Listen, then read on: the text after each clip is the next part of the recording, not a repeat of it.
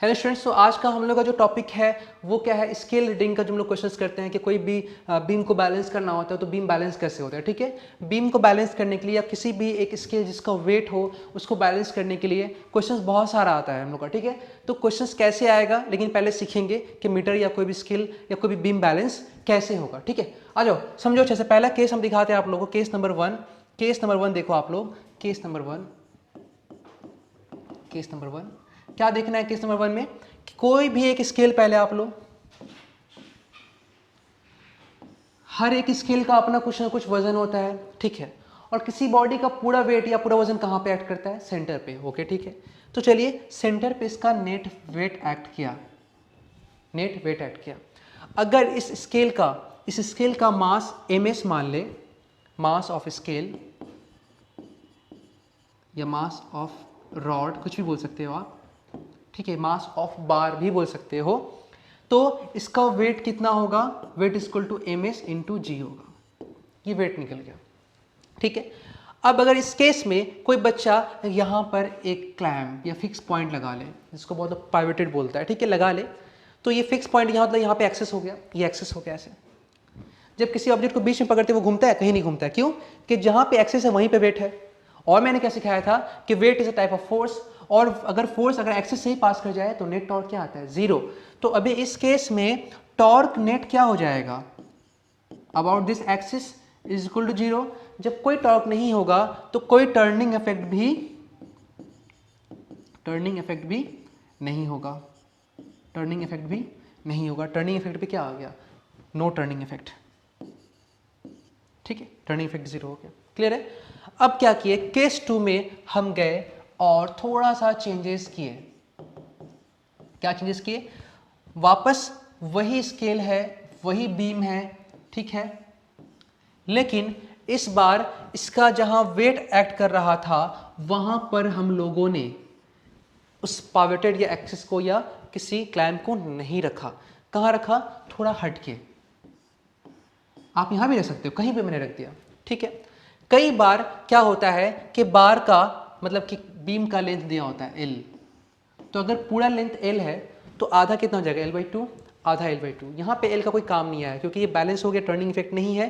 तो बोल सकते हो कि कहीं ना कहीं एक तरह से बैलेंस भी बोल सकते हो, ये बैलेंस है, बैलेंस्ड है। और बोल सकते हो क्या, ये इक्विलिब्रियम में है। क्या है ये, इक्विलिब्रियम में है, इक्विलिब्रियम में है।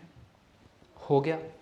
लेकिन अब अगर आप क्लैंप यहां लगाओगे तो एक्सिस जो होगा, एक्सिस यहां पर होगा और एक्सिस से परपेंडिकुलर डिस्टेंस पे होगा फोर्स, मतलब वेट। और इस केस में अगर परपेंडिकुलर डिस्टेंस होगा तो फिर तो इस वेट की वजह से, इस फोर्स की वजह से टॉर्क भी होगा। इस बार इस एक्सिस के अराउंड टॉर्क जीरो नहीं होगा। और चूंकि यहाँ पे कोई दूसरा या तीसरा फोर्स नहीं है तो जो भी वेट होगा या जो भी टॉर्क होगा वो इस फोर्स की वजह से ही होगा।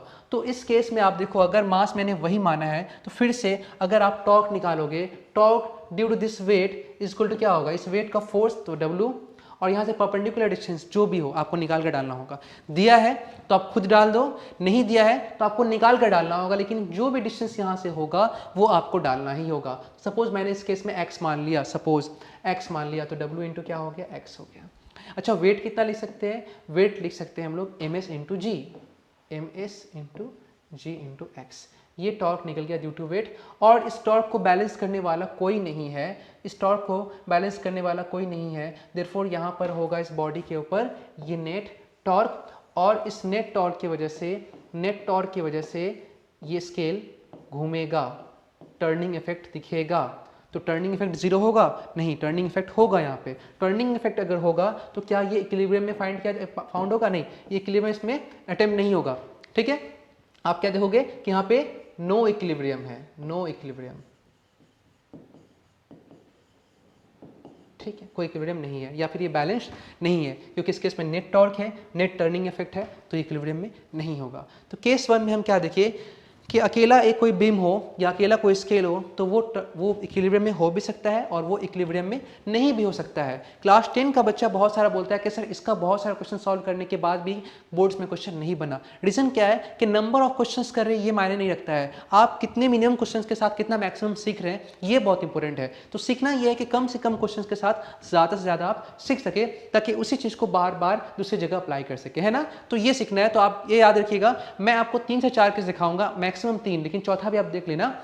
4 केस के अलावा आपको 5वां केस करने का जरूरत नहीं है। दुनिया का जितना भी क्वेश्चन आएगा आपका यहाँ स्केल वाला बैलेंस करने कंडीशन से, वो सारा इस 4 न्यूमेरिकल प्रॉब्लम को सीखने के बाद आप सारा बना सकते हो। यकीन मानो ये पॉसिबल है, बस आपको यकीन रखना पड़ेगा। हो गया ये केस, तो हो गया हम लोगों का खत्म।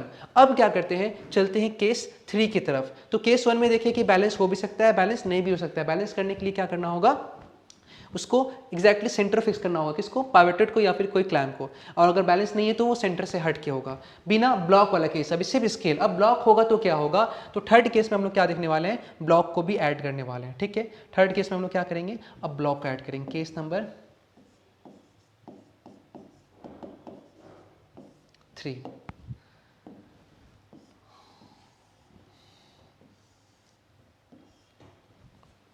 आ जाओ, अब ये रहा सेंटर और वेट कितना ऐड करेगा, उतना ही जितना पहले था, उतना ही जितना पहले था। तो चलो ये वेट, ठीक है। अब क्या किए आपने, जैसे अभी कुछ देर पहले देखा था, आपने क्लैंप को यहाँ पे लगाया था, ये यहाँ फिक्स किया था, ठीक, यहाँ फिक्स किया था, ठीक, यहाँ फिक्स किया था। अब ये फोर्स यहाँ से परपेंडिकुलर डिस्टेंस पे था, तो परपेंडिकुलर डिस्टेंस पे अगर होगा तो इसकी वजह से टॉर्क भी हुआ था। क्वेश्चन क्या पूछा आपसे कि हम एक ब्लॉक हैंग करें, एक ब्लॉक हैंग करें, इस साइड हैंग करें या इस साइड हैंग करें कि ये बीम जो है बैलेंस हो जाए, क्योंकि तो बैलेंस हो नहीं रहा, गिर जा रहा है। तो कॉमन सेंस है, आप अगर ये बॉडी इधर घूम रहा है, आप वापस इधर ही ब्लॉक लटका दोगे तो उसका टॉर्क भी इधर ही आएगा और घुमा देगा। तो कहीं ना कहीं इस साइड से बैलेंस करना होगा। तो जो ब्लॉक आएगा या जो ऑब्जेक्ट आएगा, उस ऑब्जेक्ट को इस साइड में आना पड़ेगा, है ना। उस ऑब्जेक्ट को इस साइड में, थोड़ा सा यहाँ बड़ा करके दिखा रहा हूँ ताकि जगह मिले मुझे दिखाने का, इस साइड में आना पड़ेगा, ठीक है। तो सपोज करना आपने क्या किया, ब्लॉक को यहाँ पर ला करके लटका दिया, जिसका मास एम है, अभी तक मालूम नहीं इसका मास क्या है, लटका दिया। अब सवाल यह है कि इस मास को कहाँ पे ला के लटकाया जाए, इस दूरी से कहाँ पे ला के लटकाया जाए ताकि ये बैलेंस हो जाए। अगर ये ब्लॉक हल्का होगा तो उसका टॉर्क कम होगा, और ज़्यादा टॉर्क लाने के लिए इसको दूर लटकाना पड़ेगा, क्योंकि मालूम है टॉर्क का फॉर्मूला क्या होता है, force into perpendicular distance, force into perpendicular distance. Perpendicular distance जितना ज़्यादा होगा टॉर्क उतना ज़्यादा होगा। तो ऐसे केसेस में अगर डिस्टेंस ज़्यादा होगा तो कम ब्लॉक आप लटकाएंगे, लेकिन अगर ब्लॉक हल्का है, उसे टॉर्क नहीं आ रहा है, तो आप क्या करेंगे, उसको दूर कर देंगे, है ना। तो हल्का ब्लॉक अगर दूर कर रहे हैं तो टॉर्क ऑटोमेटिक बढ़ जा रहा है, आप कम ब्लॉक से भी काम कर सकते हैं। या बोल सकते हैं ब्लॉक हल्का है तो आपको बहुत दूर जाकर लटकाना होगा टॉर्क पैदा करने के लिए, स्ट्रॉन्ग टॉर्क लाने के लिए। अगर ब्लॉक भारी है तो इसको बैलेंस करने के जो टॉर्क आएगा वो आप नजदीक ला के भी बैलेंस कर सकते हैं, क्योंकि भारी फोर्स का टॉर्क ज़्यादा आ जाएगा, आपको ज़्यादा दूर जाने का जरूरत नहीं है। तो कंसेप्ट यही है कि अगर ब्लॉक हल्का होगा तो ज़्यादा टॉर्क लगाने के लिए डिस्टेंस बहुत बढ़ाना पड़ेगा, क्योंकि टॉर्क डिपेंड ऑन डिस्टेंस, और directly to distance torque is equal to force into perpendicular distance ज़्यादा होगा तो टॉर्क ज़्यादा आएगा। तो ब्लॉक का अगर वेट कम है तो भी कोई प्रॉब्लम नहीं, आप दूर तक लटका कर काम चला लेंगे, लेकिन अगर ब्लॉक का वेट ज़्यादा है तो आप करीब आकर के लटका देंगे, बैलेंस हो जाएगा। तो आपको ये पोजीशन कहाँ होगा, कहाँ रखना होगा, ये टोटली डिपेंड करेगा ब्लॉक के वेट पे, ब्लॉक के मास पे। ब्लॉक का मास देगा तो ये डिस्टेंस पूछेगा, अगर डिस्टेंस देगा तो ब्लॉक पूछेगा। सपोज इस केस में मैंने डिस्टेंस दे दिया और पूछ रहा है ब्लॉक का मास कितना हो कि बैलेंस हो जाए, और डिस्टेंस मैंने क्या दे दिया, y। मैंने न्यूमेरिकल टर्म नहीं दिया यहाँ पर, ठीक है, न्यूमेरिकल टर्म नहीं दिया है, ठीक है। आ जाओ, तो अब यहाँ पे ध्यान दो, यहाँ पे क्या होने वाला है, आपने यहाँ लटका दिया, इसका वेट कितना होगा नीचे mg, और ऐसा क्या बोला कि यहाँ पे लटकाना, आपको कहाँ लटकाना है कि बैलेंस हो जाए। तो आपने बोला मैंने यहाँ लटकाया और वो बैलेंस हो गया, तो ये वो दूरी है जहाँ पे लटकाने के बाद, ठीक है। मैंने क्या बोला कि मैंने डिस्टेंस दिया है, ब्लॉक पूछा है ना, तो आपने कहाँ लटकाया, वाई पे लटकाया, तो कितना ब्लॉक लटकाया जाए कि बैलेंस आ जाए। तो मतलब कि इस ब्लॉक को लटकाने के बाद बैलेंस हो गया है। तो मेरे थोड़ा गलती हो गया, मैंने गलत बोल दिया कि मास निकालना है, वाई नहीं है, तो वाई दिया हुआ है, वाई पोजीशन पे लटकाया गया है, कितना मास हो कि बैलेंस हो जाए। तो मैंने मान लिया कि मान लेते हैं ए मास होगा तो ये बैलेंस हो जाएगा, ठीक है। और कभी क्या होगा, मास दे देगा, पूछेगा कि y कितना है तो आप मास डालेंगे, y निकाल लेंगे, क्वेश्चन तो यही रहेगा, है ना। मास देगा तो y पूछेगा, y देगा तो मास पूछेगा। आपको कुछ नहीं देखना, आपको देखना है ये इक्विलिब्रियम है या नहीं है। तो फिलहाल तो ये इक्विलिब्रियम है, तो आप क्या लिखोगे, for equilibrium of system, for equilibrium of system, equilibrium के लिए आप क्या करोगे, सारा टॉर्क निकाल के इस एक्सिस के अराउंड जीरो कर दोगे। क्यों? क्योंकि यहाँ पे ये जो टॉर्क आएगा इसको इधर घुमाएगा, ये टॉर्क आएगा इसको इधर घुमाएगा, टॉर्क ड्यू टू वेट और torque due to block mass same, ठीक है, दोनों की वजह से। आप कैसे लिखोगे इस इक्वेशन, कैसे लिख सकते हो, क्लॉकवाइज। मैंने सिखाया था आप लोग को, जब भी कोई टॉर्क क्लॉकवाइज एक्ट करता है तो उसको माइनस लेते हैं, और जब भी कोई टॉर्क एंटी क्लॉकवाइज एक्ट करता है तो उसको प्लस लेते हैं, ठीक है। तो यूज़ किया जाए इसको और सॉल्व किया जाए। तो टॉर्क पहले ड्यू टू वेट, वेट का टॉर्क क्या है, क्लॉकवाइज, तो आप इसको क्या लोगे, minus, plus weight due to torque क्या है, मास क्या है, एंटी क्लॉकवाइज, तो इसको क्या लोगे, प्लस लोगे। सब मिला के चूंकि बैलेंस हो जा रहा है, ब्लॉक स्केल कव टॉर्क सब मिला करके बैलेंस हो जा रहा है, इक्विलिब्रियम अटेम्प्ट हो रहा है, तो आप लिख सकते हो दोनों इज इक्वल टू जीरो। तो यहाँ से फाइनली क्या आ जाएगा, T M is equal to, उधर जाएगा ये प्लस हो जाएगा टी डब्ल्यू। अच्छा टी एम क्या है, तो torque due to mass M, तो इसका फोर्स कितना है यहाँ पे, M G, M G into perpendicular distance from axis of rotation क्या हो गया, y is equal to torque due to weight, weight कितना है w, वेट कितना है w इंटू परपेंडिकुलर डिस्टेंस यहाँ से क्या हो गया x, ठीक है। अब आपको निकालना क्या है, m निकालना है। याद रखना x दिया हुआ है, w क्या है, वेट ऑफ द स्केल, इसको भी आप क्या ले सकते हो, mass of scale into G into X, mass of block into G into Y.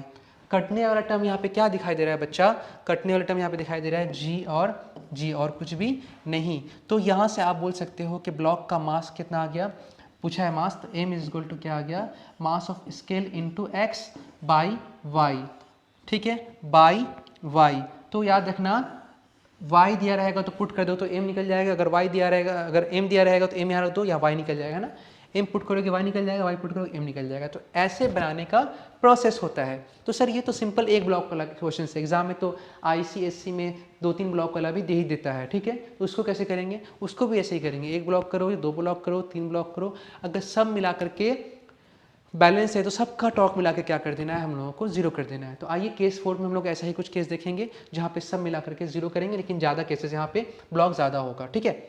तो अब इसको देखते हैं, एज ऑल लिंक करते हैं इसको। अब केस 4 देखते हैं हम लोग। केस 4 मैं थोड़ा सा बैलेंस को बड़ा बना रहा हूँ, ये बीम को बड़ा बना रहा हूँ ताकि ज़्यादा ब्लॉक को मैं लगा कर दिखा सकूँ। ये मैंने दिखाया इतना बड़ा ब्लॉक, ठीक है।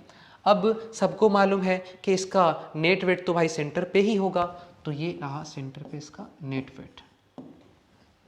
वेट, ठीक है। अब एक ब्लॉक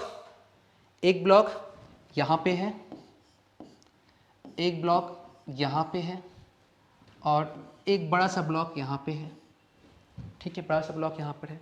सबका मास दिखा देते हैं, अलग अलग मास, इसका मास m1, इसका मास m2, इसका मास m3, ठीक है। और सबको हम लोग फिक्स कर दिए एक थ्रेड के जरिए, बांध दिए, हो गया। ये क्या है, यहाँ पर इसका सेंटर है। सर अभी तक आपने क्लैम्प तो दिखाया ही नहीं, तो चलो मैं क्लैम्प को दिखा रहा हूँ, इस बार यहाँ पर है,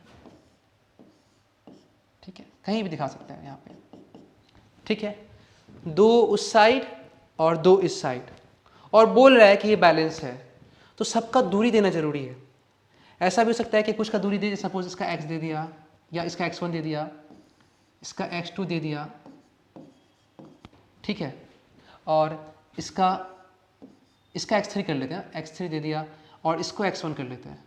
यहाँ से थोड़ा सा रुको, मैं यहाँ पे मानने का तरीका थोड़ा अलग अलग करता हूँ, क्योंकि अलग अलग केस के लिए अलग अलग। तो यहाँ का दूरी ये, इसका दूरी ये, इसका दूरी ये, और इससे दूरी ये, इससे दूरी, ठीक है, इससे दूरी है, ठीक है। तो इसको मैंने पिछले केस में क्या माना था, x माना था, अभी मैंने इसको x मान लिया, ठीक है। चूंकि ये तीसरा ब्लॉक है, इसको मैंने x3 पोजीशन मान लिया यहाँ से, ठीक है। इसको यहाँ से मैंने दूसरा का पोजीशन x2 मान लिया, और यहाँ से मैंने x को क्या मान लिया, x1 मान लिया। चारों डिस्टेंस दे देगा तो 2 ब्लॉक का मास देगा, 1 ब्लॉक का मास पूछेगा, ठीक है।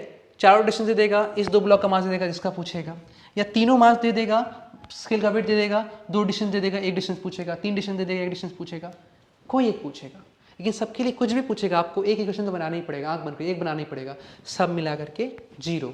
कभी कभार डिस्टेंस दिया होता है, कभी कभार डिस्टेंस भी निकालना पड़ता है, फाइंड करते हैं, अच्छा ये 10 है तो ये 5 है तो ये 5 होगा, ये 7 है, ये 3 है तो ये 2 होगा, है है ना, 4 होगा, ऐसे करके निकालना पड़ता है। तो वो भी हम सीखेंगे सब कुछ, पहले फॉर्मूला सीख जाते हैं। तो आइए नेट टॉर्क देखते हैं इसकी वजह से, पहले इसकी वजह से। इसका टॉर्क इधर होगा, कितना होगा, एंटी क्लॉकवाइज, क्योंकि ये इधर घुमाएगा, है ना, इधर घुमाएगा बॉडी को, तो anti clockwise plus m1g into perpendicular distance, यहाँ से कितना हो गया x1। दूसरा इसका भी टॉर्क इधर ही आएगा, एंटी क्लॉकवाइज प्लस m2g नीचे, डिस्टेंस यहाँ से क्या हो गया, x2 हो गया। ये इधर तो इसका टॉर्क क्या होगा, w इंटू परपेंडिकुलर डिस्टेंस यहाँ से x, और ये क्लॉकवाइज आ रहा है तो ये माइनस, ठीक है। फिर इसके बाद इसका टॉर्क इस वाले का, तो m3 इंटू जी, फोर्स हो गया। डिस्टेंस यहाँ से कितना है, यहाँ से पर एक्सिस से दूरी कितना हो गया, एक्सिस से दूरी हो गया x3। अच्छा ये भी क्लॉकवाइज है तो ये भी माइनस, सब मिलाकर क्या हो गया, 0, सब मिलाकर क्या हो गया, 0। अब यहाँ से जो पूछेगा आप निकालते रहिए बैठ के, कोई मना करने वाला आपको नहीं है, कोई मना करने वाला आपको नहीं है। तो ऐसे ही करके क्या करना है, आपको इक्वेशन बनाने आना चाहिए। उसके बाद जो जो चीज़ दिया रहेगा सब यहाँ पुट कर देंगे, जो बाकी रहेगा उसको हम लोग क्या कर लेंगे, फाइंड कर लेंगे और निकाल लेंगे। क्लियर है? तो इस चीज़ को आप यहाँ पे नोट कर लिए, ये हमारा ICSE या CBSE किसी भी हिसाब से बात करो, अगर ये टॉपिक डिस्कस कर रहे हो तो ये पूरा टॉपिक जो है वो कंप्लीट हो गया है हम लोग का। टर्निंग इफेक्ट का सब कुछ मैंने पढ़ा दिया, चैप्टर कंप्लीट है। मैंने कुछ क्वेश्चंस भी करवा रखा है, आज मैंने मीटर स्केल्स का क्वेश्चंस भी आपको यहाँ पे समझा ही दिया। ये टॉपिक पूरा कंप्लीट हो गया है। मैंने बताया था आप लोगों को कि टॉपिक कंप्लीट होते ही मैं आप लोगों को प्रीवियस ईयर का क्वेश्चन संग करा दूंगा, ताकि आपको फील हो जाए जिस चीज़ को आप पढ़ रहे हैं वो टोटली एग्जाम में अप्लाई होने लायक है भी कि सिर्फ देखने लायक बात है, ठीक है। तो अब देखिए हम लोग पेपर्स को देखेंगे। ICSE का पेपर देखेंगे ताकि आप लोग कॉन्फिडेंट फील कर पाए अच्छे से कि क्या हो रहा है क्या नहीं हो रहा है, ठीक है। अभी देखिए, what is the weight of a body placed at the centre of earth. Question क्या पूछा है, देखिए 1 मार्क्स का क्वेश्चन ICSE में आता है कि एक ब्लॉक का वेट कितना होगा जिसको अर्थ के सेंटर पे रख दिया गया है। तो eight the centre of earth, eight the centre of earth, भाई तुम अर्थ के सेंटर पे जाओ या दुनिया में कहीं भी जाओ, किसी बॉडी का जो, किसी भी मास का जो वेट होता है वो क्या होता है, उसका मास इंटू जी होता है। यही हम लोग पढ़े हैं, उसका मास इंटू जी होता है, ठीक है। तुमको मालूम ही ये बात, तुम कहीं भी जाओगे तुम्हारा मास जो है वो कांस्टेंट टर्म है, वो वेरिएबल नहीं, वो चेंज नहीं होता है, नॉट चेंज। तो वेट अगर चेंज होगा भी तो क्यों हो सकता है, due to change in gravity, ठीक है। क्योंकि ग्रेविटी जो होता है वो वेरी करता है प्लेस टू प्लेस। ग्रेविटी जो क्या करता है, वेरी करता है या चेंज करता है, क्या करता है, चेंज करता है प्लेस टू प्लेस, ठीक है, चेंज करता है। जैसे एग्जांपल के तौर पे आपके सामने अगर मैं छोटा सा अर्थ बना दूं, यहाँ पर सपोज कि ये एक अर्थ है, ठीक है। आपको मालूम है अर्थ का हम लोग का 2 पोर्शन होता है, एक जिसको हम लोग बोलते हैं इक्वेटर और दूसरा जिसको हम लोग बोलते हैं पोल, पोल। ये वाला पोल हो गया और ये वाला इक्वेटर हो गया। मालूम होना चाहिए बात, हर बच्चा क्लास 7 का बच्चा भी जानता है कि ग्रेविटी का वैल्यू एट पोल और ग्रेविटी का वैल्यू, एक मिनट, ये जो दिखा रही है गलत हो जाएगा। क्यों कि अर्थ किसी भी ऑब्जेक्ट को अपने सेंटर की तरफ पुल करता है, तो ग्रेविटी कहाँ होगा, towards the centre of earth. Gravity का वैल्यू एट इक्वेटर, ग्रेविटी का वैल्यू एट द इक्वेटर। कभी भी अर्थ किसी को अपने सेंटर की तरफ अट्रैक्ट करता है। ग्रेविटी का वैल्यू एट पोल हमेशा टुवर्ड्स द सेंटर, कहीं भी दिखाओगे टुवर्ड्स द सेंटर। ये क्या हो गया, जी एट एनी प्लेस। तो मैक्सिमम जी कहाँ पे होता है, मैक्सिमम जी जिसको 9.8 बोलते हैं वो सिर्फ पोल पे होता है, बाकी सब जगह जी का वैल्यू 9.8 से कम होता है। तो इक्वेटर पे जो जी का वैल्यू होता है वो 9.8 से कम होता है। अब कितना कम होता है ये सवाल होगा, 0.034 होता है, लेकिन ये आप लोगों का 10 में ज़रूरत नहीं है जानने का। इसका मतलब कि अगर हम पोल से उतर के इक्वेटर तक आएंगे तो जी चेंज हो जाएगा, तो जी कम हो जाएगा इक्वेटर पे, तो वेट भी इक्वेटर पे कम हो जाएगा। पोल पे जी ज़्यादा है तो वेट भी ज़्यादा होगा, तो गिवन मास का वेट यहाँ पे ज़्यादा होगा, यहाँ पे कम होगा। तो क्वेश्चन में फिलहाल अभी ये नहीं पूछा है, फिलहाल फिर भी मैंने आपको बता दिया कि किसी बॉडी का वेट पोल पे ज़्यादा होगा इक्वेटर के मुकाबले, फिर भी मैंने बता दिया। बाय द वे क्वेश्चन ये आ जाए कभी तो आप लिख सकते हो। अभी इससे पूछा आपसे क्या, what is the weight of a body placed at the centre of earth. तो अर्थ के सेंटर पे बॉडी का वेट क्या होगा, तो ये जानना बहुत ज़रूरी है कि अर्थ के सेंटर पे ग्रेविटी का वैल्यू क्या होता है, 0 होता है। अर्थ के सेंटर पे ग्रेविटी का वैल्यू क्या होता है, 0 होता है। बोलो सर ऐसा क्यों होता है, भाई साहब सेंटर पे बुलाने के लिए तो वो एक्ट करता है, जब सेंटर पे पहुंच ही जाओगे तो फिर थोड़ी ना बुलाएगा तुमको, फिर वो खत्म हो जाएगा। ये लॉजिकल तरीके से मैंने आपको बताया। इसका प्रूफ भी है कि eight the centre of earth zero क्यों होता है जी। ये गहराई के साथ जी घटता रहता है, जैसे जैसे आप गहराई में जाएंगे जी घटे घटे घटे घटे घटे सेंटर पे जीरो हो जाएगा, फिर सेंटर से ऊपर आएंगे जी बढ़ते बढ़ते बढ़ते सरफेस पे मैक्सिमम हो जाएगा। तो याद रखना value of G at the surface जो होता है, सरफेस होता है वो मैक्सिमम होता है, ठीक है। और value of G at the centre जो होता है वो मिनिमम होता है, और वो मिनिमम कितना होता है, 0। तो अगर सेंटर पे वेट ही नहीं है तो कोई फोर्स ही नहीं लगाएगा, अर्थ खींचेगा ही नहीं, जी एक्ट ही नहीं करे तो वेट क्या हो जाएगा, 0। तो what is the weight of a body place at the centre of earth, answer क्या हो जाएगा, आंसर हो जाएगा इस केस का 0। सेंटर ऑफ अर्थ पे कोई वेट एक्ट नहीं करेगा, ठीक है। तो ये कॉमन सेंस का बात था। ये क्वेश्चन आप समझ गए कैसे क्वेश्चन आए हैं ग्रेविटेशन फोर्स से, क्योंकि फोर्स नाम का चैप्टर है। आप लोग को मैंने पढ़ाया भी था ग्रेविटेशन फोर्स में, जब मैंने टॉपिक स्टार्ट किया तो मैंने बोला था आप लोग को थोड़ा सा बेसिक्स लेकर चलो। मैंने एक्स्ट्रा फोर्स वगैरह, स्प्रिंग फोर्स सब पढ़ाया था। ग्रेविटेशन फोर्स सेपरेशन पे डिपेंड करता है, सेपरेशन बढ़ेगा घटेगा तो वो चेंज करेगा। तो एट सेंटर पे यहाँ पे कोई भी ग्रेविटी नहीं होता। ये जनरल नॉलेज वाला बात है, आपको याद रखना चाहिए। और इसके साथ कुछ और जनरल नॉलेज वाला बात मैंने आपको बता दिया, ताकि क्वेश्चन भी हो गया साथ में और नॉलेज भी आपका इंक्रीज हो गया। तो पहला क्वेश्चन हो गया हम लोगों का कंप्लीट। अब आते हैं दूसरे क्वेश्चन की तरफ। State the SI unit of moment of the body. मैंने आपको मोमेंट ऑफ बॉडी पढ़ाया, couple force, turning force, torque, सब कुछ पढ़ा दिया है और बेटर जानते हो आपने उसका यूनिट। मैंने क्लास में अच्छे से यूनिट डिस्कस किया है, तो कोई भी अब यहाँ पे इसका कंसेप्ट नहीं होना चाहिए कि भैया सर आप यूनिट बताइए, ठीक है। यूनिट बताने का कोई चांस ही नहीं है, ये आप लोग खुद ही कर सकते हो और आपको अच्छे से नॉलेज भी है। अगर मैं पूछूं किसी बच्चे से तो बच्चा बता सकता है इसका आंसर, क्योंकि मोमेंट ऑफ बॉडी का मतलब ही साफ हो रहा है। टॉर्क का बात चल रहा है, टॉर्क अभी मैंने आपको समझाया। टॉर्क क्या, फोर्स इनटू डिस्टेंस, फोर्स का यूनिट क्या हो गया, न्यूटन और मीटर, कॉमन सेंस, ठीक है। तो अगर ऐसा क्वेश्चन ICSE में आप अगर सॉल्व नहीं करोगे तो बहुत मुश्किल हो जाएगा। तो टॉर्क क्या होता है, फोर्स इनटू परपेंडिकुलर डिस्टेंस होता है। तो मोमेंट ऑफ द बॉडी मतलब टॉर्क का बात चला, मैंने पहले बताया आपको। तो फोर्स का हो गया न्यूटन और इसका हो गया मीटर। सीजीएस का बात करता तो क्या होता, डाइन इंटू सेंटीमीटर। तो ये सब क्वेश्चन प्लीज आप लोग खुद ही करेंगे, ऐसे क्वेश्चन तो मैं छोड़ दिया करूंगा रीड करके, ठीक है।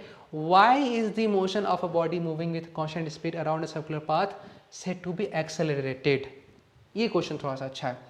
इसका मैंने सॉल्व करके जो इसका PDF है मैंने रेडी कर दिया है, वो PDF मैं आप लोगों को दे दूंगा, ठीक है। शायद सर ने आपको ऑफिस से भेज भी दिया होगा, लेकिन इसको मैं एक्सप्लेन करूंगा क्यों एक बॉडी जो सर्कुलर मोशन कर रहा है, एक सर्कल में घूम रहा है, सपोज कर लो एक पार्टिकल सर्कल में घूम रहा है, ठीक है। मैंने पढ़ाया था सेंट्रीपिटल फोर्स, याद आ रहा। तो why is the motion of body moving in a constant speed. Speed कैसा है इसका, कांस्टेंट है। यहाँ भी V वैल्यू, यहाँ भी V वैल्यू, यहाँ भी V वैल्यू और यहाँ भी V वैल्यू, सब जगह सेम है, ठीक है। Around circular path said to be accelerated, क्योंकि मैंने बताया था स्पीड तो भले ही कांस्टेंट है, लेकिन ये डायरेक्शन चेंज हो रहा है, तो वेलोसिटी वेक्टर क्वांटिटी है, और वेलोसिटी का डायरेक्शन तभी चेंज होगा जब उस पर कोई फोर्स लगाओगे। याद है स्ट्रिंग से बांध के खींचते हैं हम लोग, तो अगर स्पीड कांस्टेंट है तो भी स्ट्रिंग से बांध के खींचेंगे हम लोग सेंटर की तरफ, और स्ट्रिंग से बांध के खींचेंगे तो इस पर एक सेंटर की तरफ फोर्स होगा। सेंटर की तरफ फोर्स को जिसको एक्ट करता है उसको बोलते हैं सेंट्रीपिटल फोर्स, और जिस डायरेक्शन में फोर्स होगा सेंटर की तरफ एक्सेलरेशन होगा, एक्सेलरेशन का नाम क्या होगा, सेंट्रीपिटल एक्सेलरेशन। तो मैंने बताया था यूनिफॉर्म सर्कुलर मोशन में स्पीड कांस्टेंट होने के बावजूद भी एक एक्सेलरेशन एक्ट करता है जिसका नाम क्या है, सेंट्रीपिटल एक्सेलरेशन। तो ये उसी चीज को एक्सप्लेन करने के लिए कह रहा था, because a centripetal force is act on the body, ठीक है। इसलिए तो ये रीजन हो गया, मैंने समझा भी दिया, और आपका आंसर आपके नोट्स PDF में लिखा हुआ है एकदम प्रॉपर तरीके से, उसको भी आप अच्छे से याद कर सकते हो।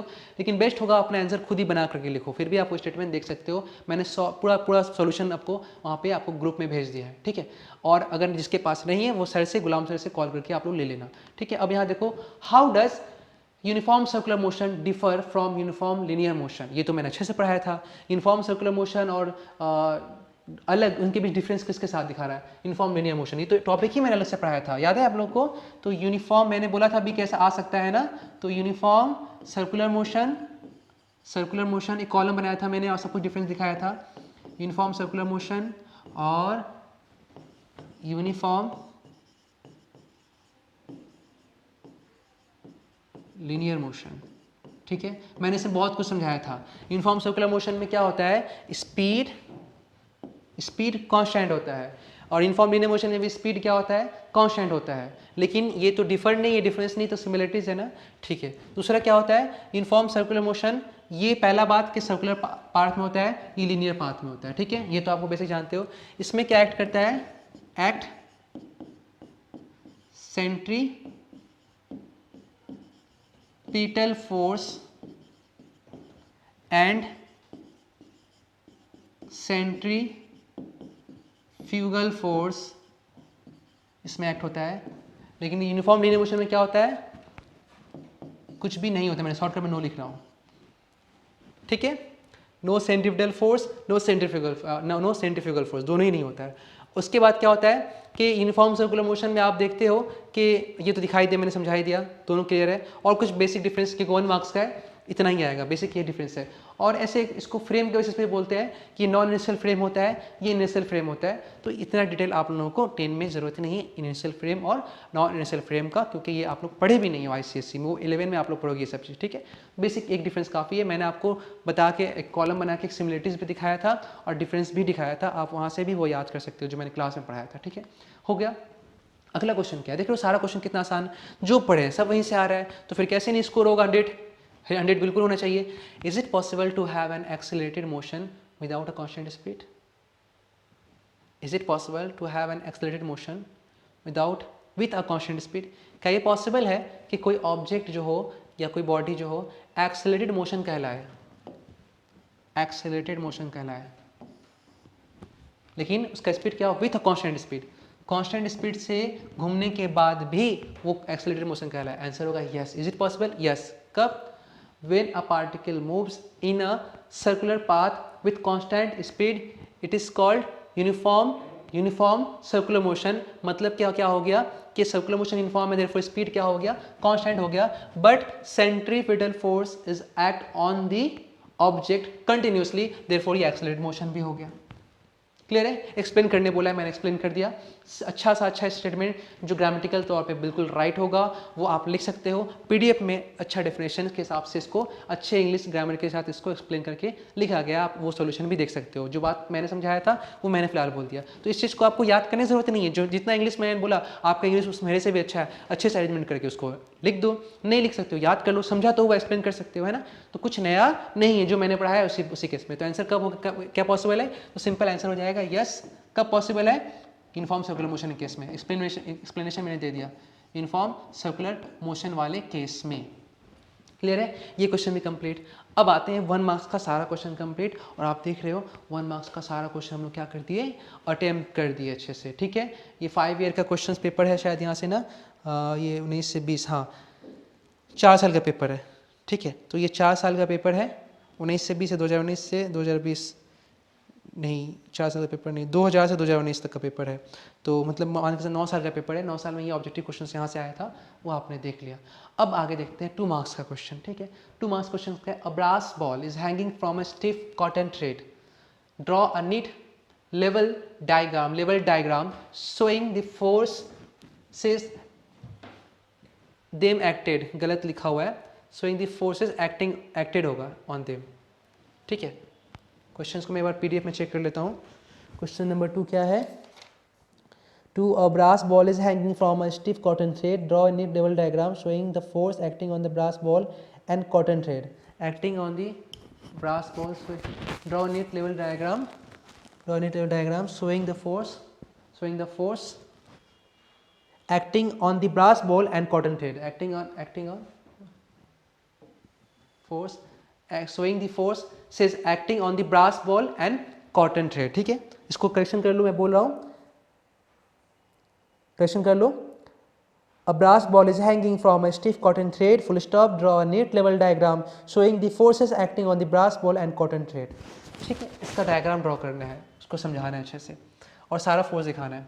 सपोज ये कोई सेलिंग के साथ आपने कोई थ्रेड लगा दिया और इसके साथ एक ब्रास बॉल लटका दिया, ठीक है। अब इसके ऊपर जो जो फोर्स ऐड कर रहा है सब दिखाना है, मतलब फ्री बॉडी डायग्राम, आप अलग से भी दिखा सकते हो, साथ में दिखा सकते हो। तो इस ऑब्जेक्ट के ऊपर मास कहाँ ऐड करेगा, इस ऑब्जेक्ट का वेट नीचे, ठीक है। आपको फोर्स दिखाना है, draw neat level diagram showing the forces, showing the forces, forces दिखाया किसके ऊपर, बॉल के ऊपर और थ्रेड के ऊपर। तो जब बॉल के ऊपर फोर्स ऐड करते ग्रेविटेशनल फोर्स, वेट नीचे ऐड करेगा, एक फोर्स हो गया। और स्ट्रिंग से बांधा हुआ है, मैंने पढ़ाया टेंशन फोर्स में, आपको अच्छे से एक्सप्लेन किया, खुद कर सकते हो आप, ये सब मैंने पढ़ाया हुआ है, एकदम सेम टॉपिक मैंने पढ़ाया था। वेट कहाँ होगा, टेंशन कहाँ होगा, पुल ऊपर होगा, ठीक है, ये हो गया टेंशन, दिखा दिया, ये ब्लॉक हो गया। अब स्ट्रिंग पे दिखाओ, अब स्ट्रिंग लटका हुआ है, नीचे आप ब्लॉक हैंग करके डालोगे, तो नीचे से ब्लॉक रखोगे तो जब आप पुल करोगे तो स्ट्रिंग में क्या आएगा, स्ट्रिंग में भी टेंशन आएगा ना, स्ट्रिंग को भी खींच रहे, स्ट्रिंग आपको खींच रहा, आप स्ट्रिंग को खींच रहे, ठीक है, पहले आप स्ट्रिंग को खींच रहे इसलिए स्ट्रिंग आपको खींच रहा। तो बॉल के ऊपर दो फोर्स है, एक mg नीचे और एक तनाव ऊपर, और स्ट्रिंग पे सिर्फ एक ही फोर्स है, स्ट्रिंग के ऊपर तनाव आ रहा है लटकने की वजह से, ब्लॉक के हैंग करने की वजह से एक तनाव आ रहा है, ठीक है। तो स्ट्रिंग पे क्या हो गया, सिफ्टी, ब्लॉक पे दोनों हो गया। तो अगर आप फ्री बॉडी डायग्राम बनाकर दिखाना चाहते हो, फ्री बॉडी डायग्राम बना दिखाना चाहते हो, तो आपको दिखाई दे रहा साफ और साफ, ब्लॉक के ऊपर इसका mg नीचे और टेंशन ऊपर, और स्ट्रिंग पे क्या हो रहा है, चूंकि आप ब्लॉक लटकाओगे तो नीचे खींचा जाएगा इसको, तो टेंशन कहाँ हो जाएगा, नीचे। अब इसमें भी दो होता है, तो कॉन्टैक्ट, एक ऊपर में अलग, नीचे में अलग, है ना, ये। तो इसमें देखो, अगर दोनों एंड पे दिखाने का मन है, दोनों एंड पे, तो कैसे दिखाएंगे, ध्यान दो, पहले इस पॉइंट पे दिखाओ, फिर इस पॉइंट पे दिखाएंगे। पहले इस पॉइंट पे ब्लॉक तुमको खींचेगा नीचे, तो स्ट्रिंग तुमको खींचेगा ऊपर, स्ट्रिंग तुमको खींचेगा ऊपर, तुमको स्ट्रिंग पे फोर्स दिखाना है, तो ब्लॉक ने स्ट्रिंग को खींचा नीचे, ओके, ब्लॉक ने स्ट्रिंग को खींचा नीचे, टेंशन क्या होगी, नीचे टी, ठीक है, हो गया। अब देखो ये दीवार के पास जब आएगा, ये स्ट्रिंग दीवार को खींचेगा नीचे, आओ बांध दो कोई चीज, दीवार को खींचेगा नीचे, तो स्ट्रिंग खींच रहा नीचे, तो दीवार को नीचे खींच रहा ना। अब दीवार क्या बोलेगा, हम नहीं जाएंगे, तुम ऊपर रहो, तो दीवार इसको खींचेगा ऊपर। तो ये हो गया फोर्स ऑन स्ट्रिंग, ये हो गया फोर्स ऑन ब्लॉक। तो स्ट्रिंग में सिर्फ टेंशन है, चारों पूरा ऊपर से नीचे तक टेंशन है, भरा हुआ है, ठीक है, और इसमें सिर्फ टेंशन भी और वेट भी है। और मैंने प्रूफ किया टेंशन का वैल्यू कितना होता है, mg, मैंने प्रूफ किया था कि बॉडी बैलेंस है, ये ब्लॉक लटका हुआ है, ना गिर रहा नीचे, ना ऊपर जा रहा, ना नीचे आ रहा, मतलब बैलेंस, इक्विलिब्रियम, ऊपर का फोर्स बैलेंस बाय नीचे का फोर्स, T = mg। मैंने ये पहले लेक्चर में ही समझाया था, अच्छे से हो गया। क्वेश्चन नंबर 2 को भी आपने लेवल डायग्राम बना, सिर्फ डायग्राम बनाना है, मार्क्स पाना है, दोनों डायग्राम बना, 1 मार्क्स उसमें 1 मार्क्स उसमें, खेला खत्म। Number 2, the distance between two bodies, the distance between two bodies, एक minute, the distance between two bodies is double, how is the magnitude of gravitational force between them affected। देखो ये सब question पुराने time से आ रहा है, अभी सब ये सब क्वेश्चन कम हो गया, सिलेबस से इतना नहीं है ये सब ग्रेविटेशन फोर्स के बारे में क्वेश्चन। फिर भी बोला क्या कि अगर किसी दो बॉडी के बीच में डिस्टेंस बढ़ा देंगे, ये भी मैंने पढ़ाया, ग्रेविटेशन फोर्स मैंने पढ़ाया है कि डिस्टेंस बढ़ा देंगे तो क्या होगा, उनका फोर्स में क्या अफेक्शन आएगा। तो मैंने तो बताया अभी कुछ पहले कि जितना दो प्लैनेट के बीच में सेपरेशन बढ़ाओगे फोर्स घटेगा, और फोर्स किस हिसाब से घटेगा, 9 में भी ये टॉपिक था आप लोग का। सपोज ये एक मास m1 है, ये एक मास m2 है, ठीक है, और इनके बीच अगर सेपरेशन r है, तो ये प्लैनेट उसको अट्रैक्ट करेगा अपनी तरफ, ये प्लैनेट इसको अट्रैक्ट करेगा अपनी तरफ, और इनके बीच जो अट्रैक्शन F आ रहा है, ये F का वैल्यू कितना होता है, F का वैल्यू होता है कांस्टेंट g, दोनों का मास m1 m2 बाय इनके बीच सेपरेशन का स्क्वायर। तो g constant, m constant, planet का मास कांस्टेंट, तो दो मास के बीच फोर्स होता है इनवर्सली टू r स्क्वायर होता है, इनवर्सली टू r स्क्वायर। तो केस 1 में क्या बोल रहा है, केस 1 में बोल रहा है अगर सेपरेशन r है, फिर क्या बोला, फिर डबल हो जा रहा है, उसको डबल कर दे रहा है। केस 2 में क्या हो जा रहा है, सेपरेशन क्या हो जा रहा है, 2r हो जा रहा है। तो बोला फोर्स कितना से चेंज होगा, कॉमन सेंस, केस 1 में मान लेते F1 = F है, तो अब यहाँ F2 कितना होगा, ठीक है, F1 क्या होगा, F1 inversely to r square, पहले के सेपरेशन आ रहे हैं, बाद में F2 इनवर्सली टू 2r का होल स्क्वायर, क्योंकि सेपरेशन के इनवर्सली स्क्वायर होता है, फ्रॉम 1 एंड फ्रॉम 2 आप कंपेरिजन करोगे, ठीक है, डिवाइड कर दो 2 डिवाइड बाई 1, 2 डिवाइड बाई 1 कर दो, तो F2 बाई F1 = 2 टू जब 4r स्क्वायर आ जाएगा, तो हो जाएगा ये कितना सॉल्व करके, ये सॉल्व करके आएगा, F2 ऊपर है तो ये आएगा 4r स्क्वायर, F1 ऊपर है इन्वर्सली है ना, तो ये आ जाएगा r स्क्वायर, कुछ नहीं 2 को डिवाइड कर दो इससे, तो ये r स्क्वायर ऊपर चला जाएगा, ये नीचे रहेगा, ठीक है, डिवाइड करोगे ये आएगा, कैलकुलेट इतना कर सकते हो, r स्क्वायर स्क्वायर कैंसिल, तो F2 = क्या फाइंड हो गया, F2 = F1/4, F1 initial force कितना था F, तो आप क्या देख रहे हो, अगर आपने डिस्टेंस डबल किया तो फोर्स क्या हो गया, force become 1/4 of the initial value, force becomes the 1/4 of the 1/4 of the initial value. तो आपने अगर डिस्टेंस डबल किया तो फोर्स क्या हो जाएगा, how is the magnitude of the gravitational force between them affected, तो क्या लिखोगे, now force become the 1/4 of the initial value. बस यही हो गया, क्लियर है। तो ये सब चीज़ तो मैंने आपको बता दिया है, सब चीज़ मैंने आपको समझा दिया है। तो उस चीज़ को भी अब मैंने बोला था कि हालांकि टर्निंग इफेक्ट से स्टार्ट होता है, मैं ये बोला था, लेकिन आप उन सभी चीज़ को भी पढ़ने के लिए मैंने कहा था कि आप वो बेसिक्स देखो, स्प्रिंग फोर्स, टेंशन फोर्स कैसे होता है, वो जरूरी है, देखो जा करके अभी भी अगर आपने नहीं देखा है तो, ठीक है। ये हो गया। मतलब why is jack screw provide with long arm, jack screw जो ऐसे काटते हैं ना, जैक स्क्रू बोलते हैं ऐसे, उसका देखो लंबा लंबा टाइम होता है, मैं बना तो नहीं पा रहा हूँ, ऐसे ऐसे टाइप का होता है ना, ऐसे टाइप का, ऐसे टाइप का, ठीक है, लंबा लंबा आर्म होता है, उसका क्यों होता है बोल रहा, क्यों होता है, इसके पीछे रीज़न बताओ क्यों ऐसा होता है। तो भाई सिंपल सा बात है, आप इसको जब घुमाते हो तो यहाँ पे चाँपते हो ऐसे करके, चाँपते हो ऐसे करके, चाँपने का मतलब क्या, आप यहाँ से टॉर्क लगाते हो, तो अगर एक्सिस यहाँ पर है तो अगर डिस्टेंस बढ़ेगा तो टॉर्क ज़्यादा लगेगा, छोटा छोटा रहेगा, छुटंगी पुदंगी रहेगा अगर, तो बहुत ज़्यादा जोर से चाँपना पड़ेगा टॉर्क लगाने की, डिस्टेंस कम हो गया टॉर्क घट जाएगा, तो टॉर्क बढ़ाने के लिए ज़्यादा चाँपना पड़ेगा, और जितना लंबा रहेगा ना तो ऐसे कट हल्का का चाँपोगे, कटता रहेगा कोई भी चीज़, ठीक है। तो मैक्सिमम टॉर्क प्रोवाइड करने के लिए ऐसा होता है, और इस चीज़ को मैंने नोट्स में अच्छे से प्रोवाइड कर दिया है, ठीक है। वहाँ से आप सब कुछ मैं समझा दे रहा हूँ यहाँ पे सब कुछ, आप वहाँ से याद कर लेना सब कुछ, फिर टेस्ट लूँगा आप लोगों का, ठीक है। वाइवा भी होगा, वाइवा में हर बात मैं पूछूंगा, बताओ इसका रीज़न क्या है, बताओ उसका रीज़न क्या है, ठीक है। तो इस चीज़ को अच्छे से आप लोगों को करना होगा। 2 मार्क्स में क्या बोला है, give an example of a non contact force, जहाँ बिना टच के फोर्स एक्ट हो, ऐसा एग्जाम्पल दो। ग्रेविटेशनल फोर्स अभी मैंने दिखाया, बिना छुए अट्रैक्ट करता रहता है, ठीक है। मैग्नेटिक फोर्स में आप जा सकते हो, मैग्नेट का फोर्स, दो चार्ज के बीच इलेक्ट्रोस्टैटिक्स फोर्स, तीनों में से कोई भी आप ले सकते हो, मैंने एक्सप्लेन किया था नॉन कॉन्टैक्ट फोर्स में इस टॉपिक को, ठीक है। Non contact force which is always of attractive nature, लेकिन सिर्फ बोला क्या, अट्रैक्ट, रिपल्सिव नहीं होना चाहिए। तो इलेक्ट्रोस्टैटिक फोर्स अट्रैक्ट भी करता है, रिपेल भी करता है, मैग्नेट भी क्या करता है, अट्रैक्ट भी करता है, रिपेल भी करता है, लेकिन सिर्फ अट्रैक्टिव में कैसा होगा, नॉन कॉन्टैक्ट फोर्स हो सिर्फ अट्रैक्टिव, तो सिर्फ ग्रेविटेशन एक ऐसा फोर्स है जो छुए बिना सिर्फ अट्रैक्ट करता है। बाकी दो और नॉन कॉन्टैक्ट फोर्स है, इलेक्ट्रोस्टैटिक्स और मैग्नेटिज्म, लेकिन वहाँ पे अट्रैक्शन भी है और रिपल्सन भी है, लाइक चार्ज में रिपल्सन, अनलाइक चार्ज में अट्रैक्शन। इसीलिए यहाँ का आंसर क्या हो जाएगा, यहाँ पे इलेक्ट्रोस्टैटिक्स फोर्स आप आंसर नहीं लिख सकते हो, आप सिर्फ और सिर्फ ग्रेविटेशनल फोर्स आंसर दोगे, ठीक है। तो पहला आंसर क्या हो गया, ग्रेविटेशनल फोर्स, पहला आंसर क्या हो गया, ग्रेविटेशनल, एक minute, gravitational force.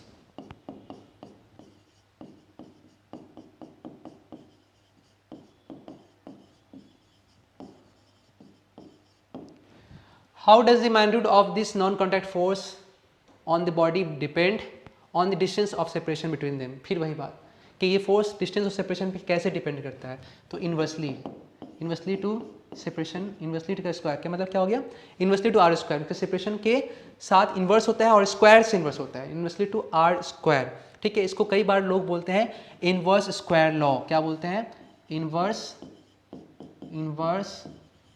Square law. Inverse square law मतलब कि डिस्टेंस बढ़ाओ तो डिस्टेंस अगर r से बढ़ेगा तो फोर्स बाय r स्क्वायर से घटेगा, इनवर्स उल्टा है, ठीक है, उल्टा है, डिस्टेंस बढ़ेगा तो फोर्स क्या होगा, घटेगा, कैसे घटेगा, स्क्वायर टाइम्स, ये 2 होगा तो ये 4 हो जाएगा, देखा ना, ये 2 तो ये 2 का स्क्वायर 4, ये 3 का 9, ये 4 का स्क्वायर 16, स्क्वायर के हिसाब से घटना या बढ़ना स्क्वायर इनवर्स स्क्वायर लॉ कहलाता है। तो ये भी मैंने पढ़ा दिया आप लोग को, ये भी कोई बड़ा बात नहीं है, सब तो पढ़ाया हुआ चीज़ मिलेगा, कुछ भी ऐसा टॉपिक नहीं मिलेगा जो पढ़ाया हुआ नहीं होगा, ठीक है। आ जाओ नेक्स्ट क्वेश्चन, यहाँ शायद फिल इन दी ब्लैंक्स करना होगा। डिफाइन इक्विलिब्रियम, मैंने डेफिनेशन बता दिया आपको, डेफिनेशन रट्टा मार के आप लिख सकते हो, या फिर मैंने वहाँ पे जो पीडीएफ दिया है इसके सॉल्यूशन का वहाँ भी लिखा है, और मैंने जो आपको पढ़ाया वहाँ भी डेफिनेशन था, ठीक है। आगे बढ़ते हैं। इन अ बीम बैलेंस, अभी हम लोग किए बीम बैलेंस, ठीक है, उसको बैलेंस करना सीखे। When the beam is balanced in a horizontal position, it is in equilibrium, stable equilibrium, unstable equilibrium, static equilibrium, dynamic equilibrium, कई तरह का इक्विलिब्रियम होता है। यहाँ पे कुछ ऐसा बोल के नहीं किया है कि यहाँ पे कौन सा वाला है, हम लोग इक्विलिब्रियम को 2 तरीके में देखते हैं, ठीक है, एक देखते हैं स्टैटिक और एक होता है डायनामिक, और एक इक्विलिब्रियम मैंने आप लोग और पढ़ाया था जो शायद बुक में नहीं है, तो आपको बुक के हिसाब से आंसर देना पड़ेगा, हमको देखना पड़ेगा आपके बुक में सिलेबस में कौन सा, मुझे ये बात बिल्कुल याद नहीं है। स्टेबल इक्विलिब्रियम और एक अनस्टेबल, हमको जहाँ तक मालूम है आपके बुक में स्टेबल और अनस्टेबल इक्विलिब्रियम का कंसेप्ट नहीं है, तो आंसर शायद यहाँ से मांग रहा होगा। तो एक अगर बीम बैलेंस को आप अगर बैलेंस कर देते हैं तो ऐसे रुका हुआ रहता है, वो हिलता उलता रहता है क्या, नहीं हिलता उलता नहीं है, रुका हुआ रहता है बैलेंस, तो वो क्या कहलाएगा, स्टैटिक इक्विलिब्रियम। मेरे हिसाब से आंसर क्या होना चाहिए, स्टैटिक इक्विलिब्रियम। यहाँ से जाएंगे तो इसको बोल सकते हैं हम लोग स्टेबल इक्विलिब्रियम डिपेंड करेगा कैसे आप लगा रहे हैं। अगर वापस अपनी जगह आया तो स्टेबल, वापस अपनी जगह नहीं आया तो अनस्टेबल, मैंने सिखाया था आपको, ठीक है। फिर भी ये साथ सिलेबस में नहीं है तो आंसर आएगा स्टैटिक में। चेक कर लेता हूँ एक बार। क्वेश्चन नंबर 7 यहाँ पे है मेरा।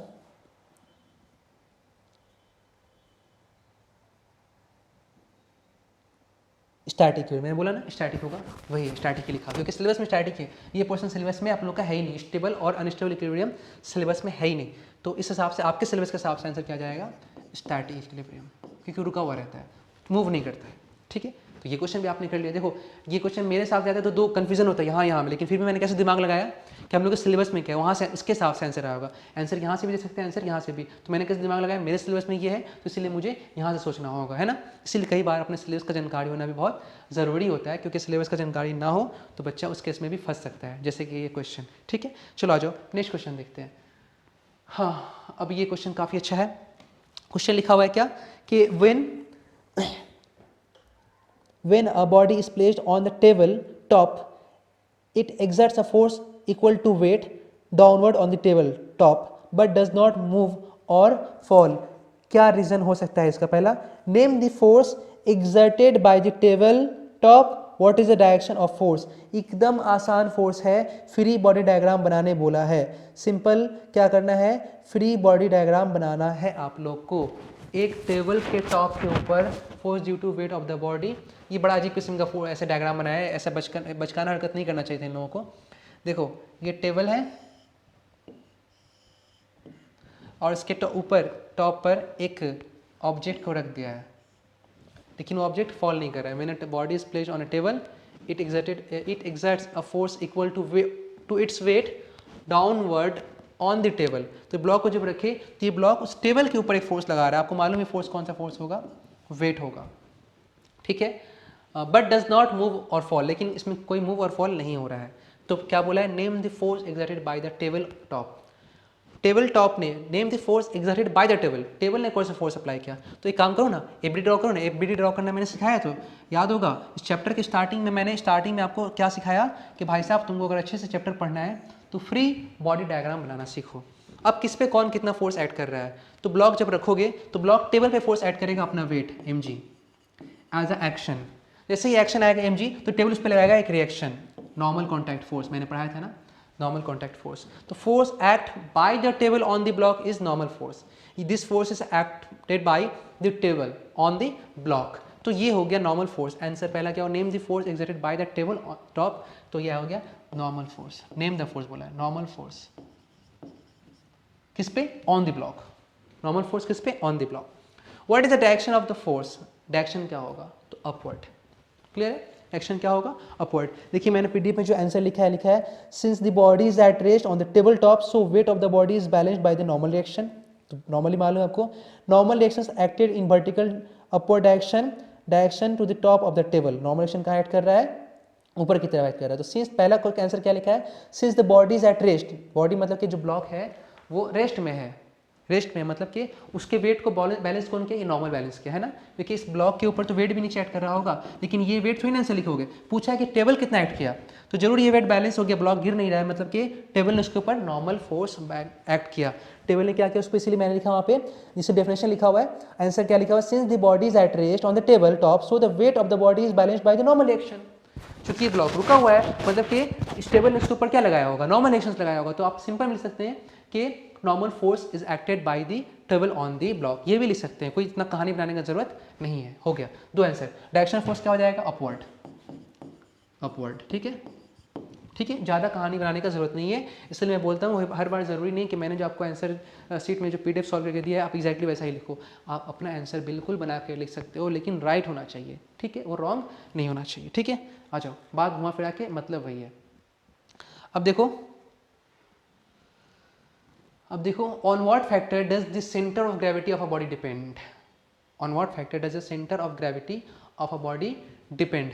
तो सेंटर ऑफ ग्रेविटी किस पे डिपेंड करता है, तो सेंटर ऑफ ग्रेविटी मैंने आप लोगों को फाइंड करना सिखाया था। सेंटर ऑफ ग्रेविटी से question what is the SI unit of the moment of force, ये तो वापस आ गया।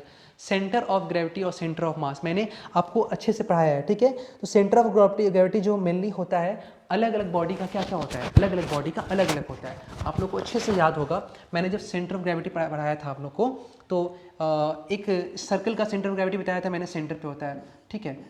ये इसका बीच में होता है, और ट्रायंगल का भी बीच में होता है, ठीक है, ऐसे ऐसे यहाँ पे होता है इक्विलेटरल ट्रायंगल का, ठीक है।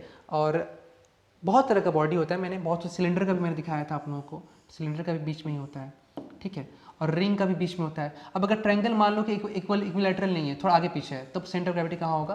तो याद होगा आप, इसका एक प्रोसेस बुक में लिखा हुआ है, इसको आपको ऐसे मोड़ना है, मोड़ के जहाँ पे ये कट करेगा वहाँ पे होगा सेंटर ऑफ ग्रेविटी। तीनों लाइन जहाँ पे कट करेगा वहाँ पे होगा सेंटर ऑफ ग्रेविटी, ठीक है। तो अलग अलग बॉडी का शेप पे डिपेंड करता है, ठीक है, अलग अलग बॉडी का शेप पे डिपेंड करता है। जैसे इसका कहाँ होगा? सबका सेंटर पे ही होगा, क्योंकि सेंटर ऑफ ग्रेविटी नाम है, सेंटर पे ही होगा, लेकिन इसका यहाँ से आर रेडियस पे होगा, इसका यहाँ पे अपने शेप का आधा दूरी पे होगा। अगर मान लो ये पूरा ए है तो ये a/2 की दूरी पे होगा, ठीक है। इस ट्राइंगल का ये डिस्टेंस निकालना पड़ेगा, ये कितना होगा, इसका ये रेडियस के बराबर होगा, इसका फिर ये दूरी निकालना होगा, ये दूरी निकालना होगा, ये दूरी निकालना होगा, क्योंकि ये इक्वल शेप का नहीं है, तो सेंटर अलग अलग जगह पे आएगा। तो अलग अलग बॉडी का अलग अलग दूरी पे, लेकिन वो जहाँ पे भी है वो सेंटर ही है।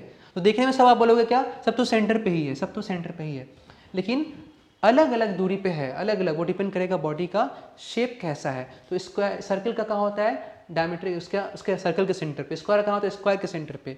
मतलब कि बोल सकते हो उसके सरफेस से a/2 की दूरी पे, अगर साइड ए है तो, है अगर साइड ए है तो, ठीक है। तो कहीं ना कहीं सेंटर ऑफ ग्रेविटी डिपेंड करता है उसके शेप पे, अलग अलग शेप का अलग अलग होता है। और दूसरा एक बात क्या, ये तो जो आपको दिखाया सब एक यूनिफॉर्म टाइप का बॉडी है, कई बॉडी जो ऐसा होता है नॉन यूनिफॉर्म टाइप का बॉडी होती है। एग्जाम्पल के तौर पे मैं दिखा रहा हूँ, सपोज ये कैसा बॉडी, ऐसा, यहाँ नीचे भारी ज़्यादा है, ऊपर हल्का है, तो क्या सेंटर ऑफ ग्रेविटी बीच में होगा? ऐसे तो बीच में नहीं, क्या बीच में होगा? नहीं, नीचे ज़्यादा भारी है तो नीचे होगा ना, ज़्यादा भारी है तो सेंटर ऑफ ग्रेविटी कहाँ होगा? नीचे की तरफ होगा। तो इस शेप का अलग हो गया, ठीक है। तो अलग अलग शेप का अलग अलग होता है, शेप पे डिपेंड करता है सेंटर ऑफ ग्रेविटी, अलग अलग शेप के मास का अलग अलग। तो आप आंसर क्या लिखोगे? Centre of gravity depends on the size and shape of the body. Simply shape अलग लिखोगे तो बेस्ट होगा, ठीक है। फिर भी साइज एंड शेप बहुत सारे बच्चे लिखते हैं, कोई प्रॉब्लम नहीं, साइज और शेप के हिसाब से, साइज के हिसाब से भी शेप डिपेंड करता है, shape and size of the body. Clear है? तो SI unit of the moment of force आपको पहले से मैंने बता रखा है, SI unit of moment of force आपको पहले से मालूम है, न्यूटन मीटर, उसमें कोई कन्फ्यूजन नहीं होना चाहिए, ठीक है। आज का क्लास में यहीं तक रखूँगा। Name the factor affecting the turning effect of the body, सब मैंने बता दिया है, अलग से टॉपिक ही पढ़ाया था, फैक्टर ऑन विच डिपेंड्स, ठीक है। टर्निंग इफेक्ट डिपेंड्स ऑन एक टॉपिक था, sorry, factor on which depends, turning effects depends on the factor, factor 1 था, फैक्टर 2 था, सारा फैक्टर मैंने आपको वहाँ पे बताया था, ठीक है। चलो ये तो क्वेश्चन है, आज का टॉपिक यहीं पे खत्म होगा क्योंकि टाइम ओवर हो गया है। इसके बाद फिर मेरा दूसरा क्लास भी है, तो आप लोग यहाँ का टॉपिक कंप्लीट करो, इस रिकॉर्डिंग को अच्छे से देखो, अच्छे से समझो। उसके बाद कोई अगर डाउट होता है तो आप मेरे से खुल करके डाउट पूछ लो, ठीक है। Okay, thank you, bye.